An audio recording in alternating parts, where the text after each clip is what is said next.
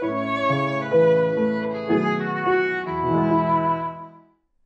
today's devotional, let's turn to 1 Samuel chapter 17.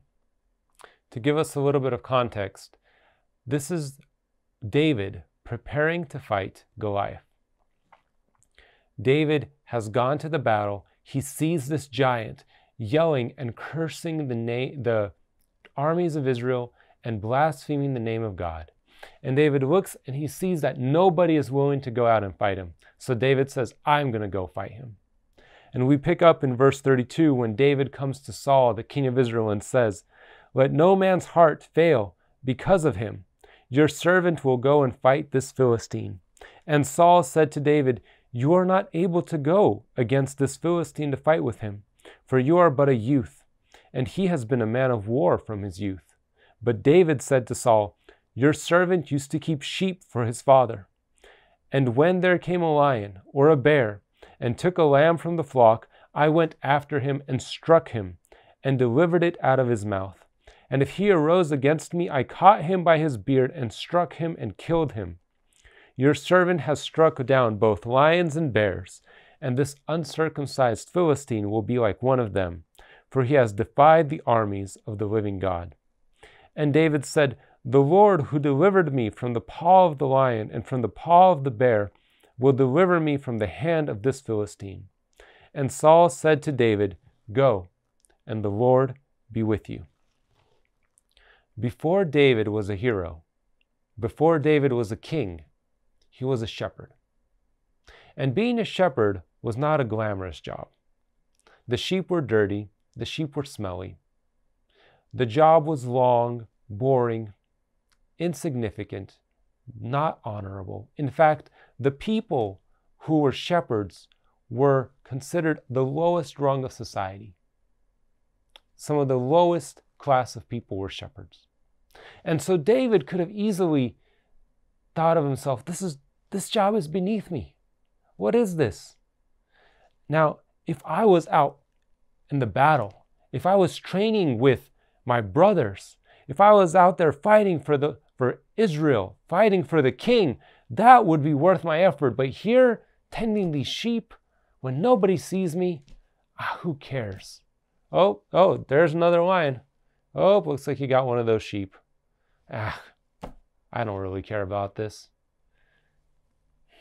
Now, if I was fighting for the king, I would give my full effort. But to save that sheep, it's not worth it. I don't want to get scratched up. I don't want to risk my life. It's just a sheep. But that wasn't David's attitude. When David was tending his sheep, he gave it his all. When David was tending the sheep, he was a committed shepherd. How do I know? Because he would risk his life to save that sheep. He would go fight a bear. He would go fight a lion.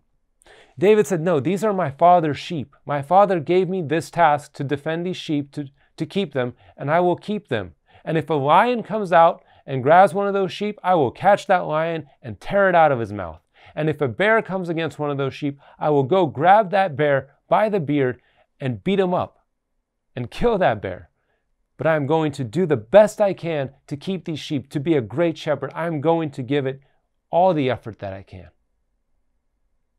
And little did David know that by being faithful in that lowly, insignificant job, God was actually preparing David to deliver the nation of Israel. Not on the battlefield, not with sword like he was the armies, but he was preparing David to defeat Goliath with a slingshot and some smooth stones.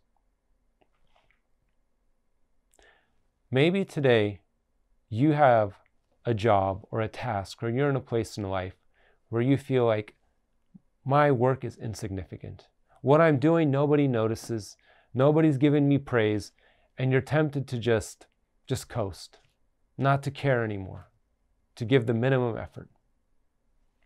But what does the Bible say? Let's look again, turn to Colossians. Turn again to the Bible and go to Colossians chapter 3, verse 17. Here's what it says. "Whatever you do, in word or deed, do everything in the name of the Lord Jesus, giving thanks to God the Father through him." Whatever you do, in word or deed, do everything in the name of the Lord Jesus. Whatever we're doing, if we're doing it for God, it matters. Whatever we're doing, if we're doing it in the name of God, He sees us. And to Him it matters. Not how great our accomplishments are, but the condition of our heart. And by being faithful in little, we might find that God is actually preparing us for something great. Let us remember that everything we do, if we do it as for the Lord, it has significance. And we might discover that God has been preparing us for something great in our daily, day-to-day tasks all along. May God give you encouragement. May God give you strength for all the tasks He has for the week ahead, for you and for me. Till next time.